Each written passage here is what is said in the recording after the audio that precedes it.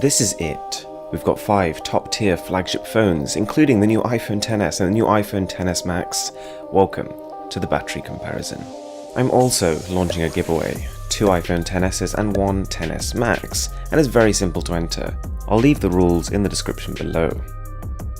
Alright, we're going to be testing 5 smartphones here, the 2 new iPhones versus last year's offering, compared to the best from Samsung and OnePlus. I'm going to add in the specifications of each phone, and we will talk about how each of these aspects affects the battery life you are getting. But to start with, just have a look at the battery capacity as the top figure, and you will notice interestingly that the iPhone XS has a smaller battery capacity than the iPhone X. This is particularly unusual because this is a more powerful smartphone, and yet Apple claims it still manages to last longer than the X. We shall see. Alright, so if you've been keeping up with what I've been doing on these phones, I've just pulled up Instagram on all 5 devices. Pretty basic, but at the same time, something that pretty much everyone uses on a regular basis. And currently, both Android phones are looking like a bit of a joke.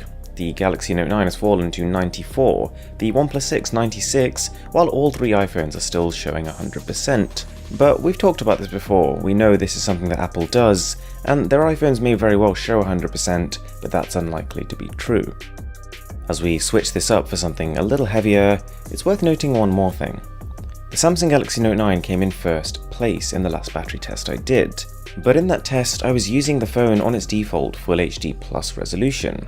Whereas here, because we're now competing against a phone like the iPhone XS Max, which has a resolution that's well above 1080p, it seems unfair to pull the Note 9 down like that, so that phone is now operating at its full Quad HD resolution. Theoretically, it should still last longer. Its display is actually a tiny bit smaller than the XS Max, not to mention its battery capacity about 20% larger. But right now it's not looking that way. In fact, the Note 9 is already trailing very far behind the other smartphones. As we pull up PUBG, you'll notice another peculiarity. The iPhone XS Max is actually behind the iPhone XS. You would expect the XS Max to last longer. Sure, its display is larger and resolution higher, but its battery capacity is so much bigger, it should be able to compensate. So maybe this is just variance we see at the beginning, and it will correct itself over the course of the test. I should also let you know on a bit of a side note that this iPhone XS giveaway that I'm running, I will also be adding 3 upcoming Honor smartphones to it, and it's something pretty special. You'll find out in about a week's time. So if you do decide to enter after watching this video, there are 6 prizes up for grabs. Now, the current remaining levels of battery is showing us an interesting trend.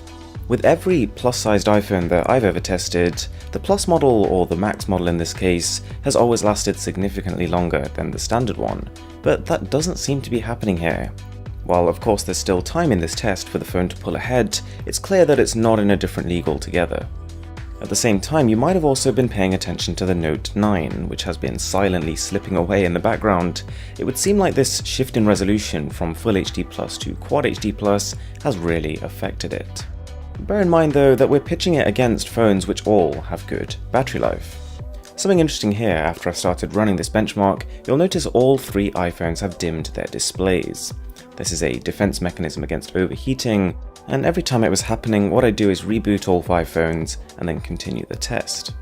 For a bit of a visual change, instead of just using Antutu benchmark, we're also using 3D Mark here, specifically the Slingshot benchmark, which is made for the more powerful phones on the market. Not going to be an issue here, of course. And after about 30 minutes of this benchmark, it's almost accelerated to some of the results we expect to see. For example, the XS Max is now 1 percentage point higher than the XS, and now last year's X is slipping behind. While that phone doesn't have bad battery life, in this group of smartphones we would expect it to run out first.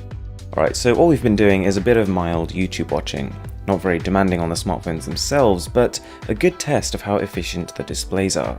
And this could very well be one area in which the iPhone XS and XS Max are managing to pull ahead of last year's smartphones.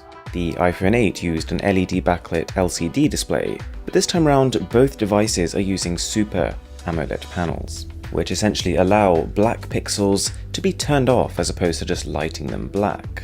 So this means less pixels need to be on at any one time, and therefore a little bit of battery life is expected to be saved. And this is why you'll find that a lot of phones that come with AMOLED or OLED displays often have a dark mode built into them, where the menus are black, or you might have wallpapers with a significant part of the image is black, as you now do with the XS and the XS Max. So we've just finished recording some 4K video on all the phones. This doesn't seem to really hurt battery life too much, and it's really gaming and benchmarks that accelerate this downwards trajectory. The XS Max is now 2 percentage points higher than the XS. Still nothing dramatic, but I suppose at this point unambiguously ahead. Meanwhile, Apple's 2017 iPhone X is now on 30%, whereas the Note 9 is just behind on 29%. So it's probably only a matter of time before the X scoots past the Samsung in this race to zero. From the X, the XS is hardly a polar shift in terms of the specs you're getting. You've got the same size display, same resolution, and a smaller battery capacity, not to mention more RAM. And yet, the XS is so far ahead of the X in terms of remaining battery capacity that it really makes you think the A12 is a massive leap forward in terms of energy efficiency.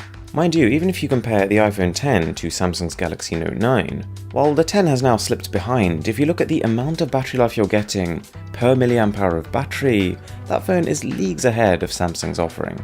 And, well, the XS is even better. As you can see now, the iPhone X is on its last legs, so we're pulling up YouTube for one final last stretch before it eventually calls it a day.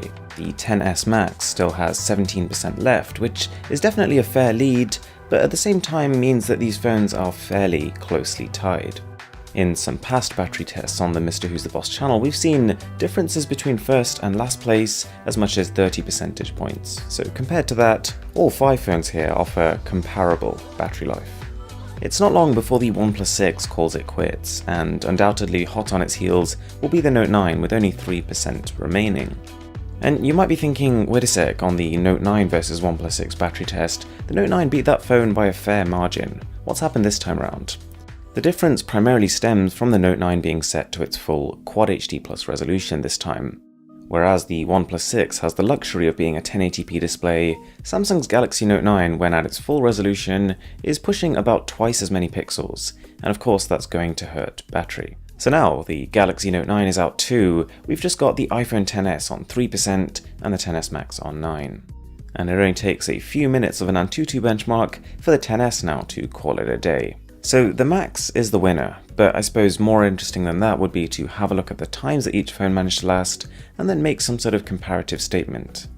Also, on a bit of a side note, you might have noticed that the XS Max is scoring over 300,000 points on Antutu, and in fact I remember one benchmark I ran, it got 340,000. That's a whole 30% more than phones with the Snapdragon 845 like the OnePlus 6, or phones with the Exynos 9810 like the Note 9. Alright, so in 5th place, no surprise to anyone, was the iPhone X. Whilst initially it looked like it was going to give the 2 Android phones a run for their money, towards the end of the test the battery life really started to fly off. This was then followed by the OnePlus 6, which managed to pull ahead especially at the end and last a whole half an hour longer. This is what I'd consider good battery life. The Galaxy Note 9 was next, lasting a whole 3 minutes longer than that phone, which on one hand is good, but on the other hand isn't great, because its battery capacity is about 20% larger than the OnePlus, and even more so compared to the iPhone XS. Speaking of which, that phone managed to last 10 minutes longer than the Note 9, which, credit where due, is really impressive. Admittedly, it started to fall quite quickly towards the end, but still, even to have a lead at all against a plus-size phone with a 4000 mAh battery is pretty great. And as you know, the winner was the XS Max, with a time of about 12 minutes longer than the XS. On one hand, that's great, the XS performed really well, but on the other hand, this isn't as much of an improvement as you would have expected given how much more battery it has. Nonetheless, that's the battery test, and I really hope you enjoyed the video. Be sure to check out the giveaway in the description below, and if you're new to the channel, feel free to smash that subscribe button, I would really appreciate it. My name is Aaron, this is Mr. Who's the Boss, and I'll catch you guys next time.